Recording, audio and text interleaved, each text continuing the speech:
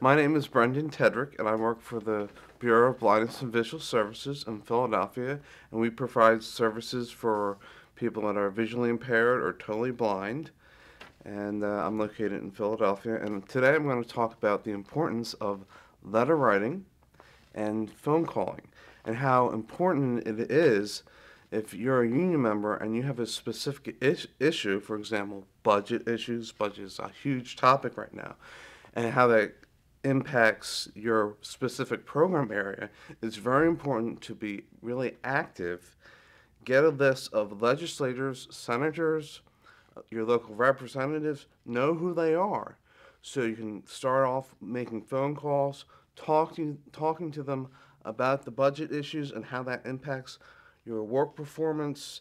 And then, after you've called your local representative or your senator, wait a couple weeks, and then send them a formal letter, just reminding them who you are, what you do, and what the issue is, and maybe even have some recommendations on how to solve the particular issue that you are having. It's very important because one person is just one voice. If many people do it, it's a lot stronger than just one person calling. And depending on what the issue is, it's very important that people know the issues. I'm a state worker, and if I get a call from a senator that a client complained about services, I deal with that whenever it happens. I have to deal with that because I know a senator's calling. They want to know what's going on with this particular client. So it's the same thing as a staff person.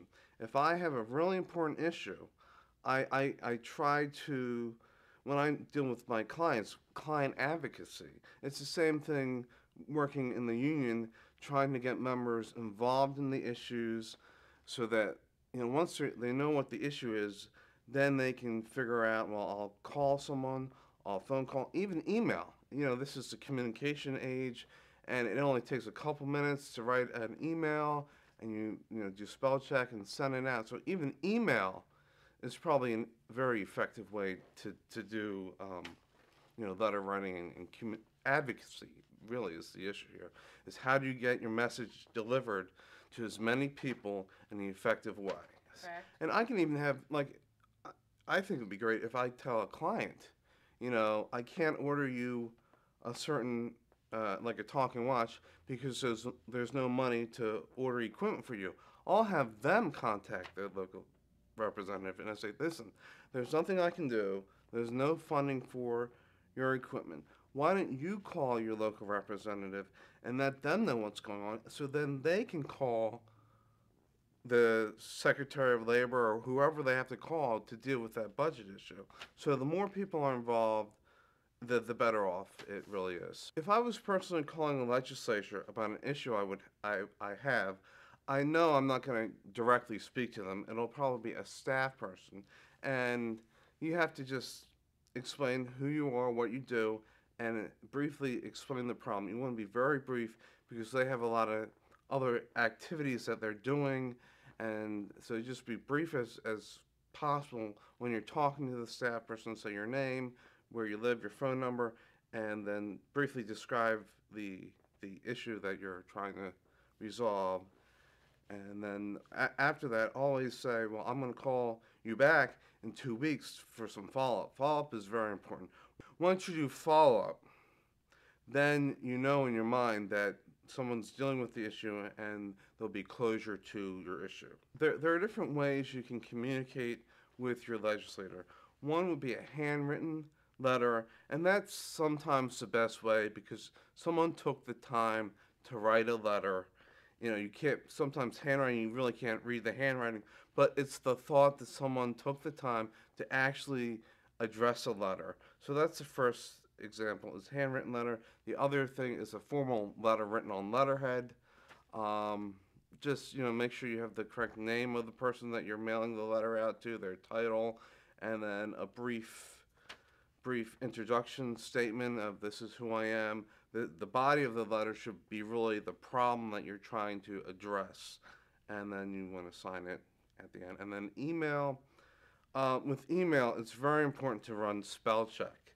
if you're going to email anyone, and not to hit the reply all button. So you have to be very careful who you're emailing it to, and you also want to make sure you do a spell check in any of these types of communications. Spelling is very important, so you make sure you run a spelling check when you're doing these things. Yeah, when you're writing these letters, it's best to be very brief. I would suggest one page maximum. A legislator is not going to, or their staff is not going to read a 13-page handwritten letter about all the issues that you're dealing with. So I would try to be very brief, one page max. And if you're sending an email, 3 or 4 sentences should do the trick. In terms of looking at a form letter versus a personal letter, I think the personal letter is more meaningful because you can tell a form letter, they all look the same. It's better to get a personalized letter, specifically to your person, because you learn about who you are and what the issues that you're dealing with. So, like I said in the beginning, advocacy. I really cannot stress the importance of advocacy. You have to constantly contacting your legislature or your senators or just partners in general that you work with all the time. And it's very important to follow up and make sure that your issues are being dealt with. I don't like people that complain all the time. This is my issue. Da da da. The budget, people not return my phone call. All I do is complain. So stop your complaining. Sit down. Pick up the phone. Call someone. Write up a letter about your issues. Action is really what we want. And then in summary, um, follow up. Because you have to have action and follow up. Follow up. Boom. Boom. Boom. That was pretty good, wasn't it?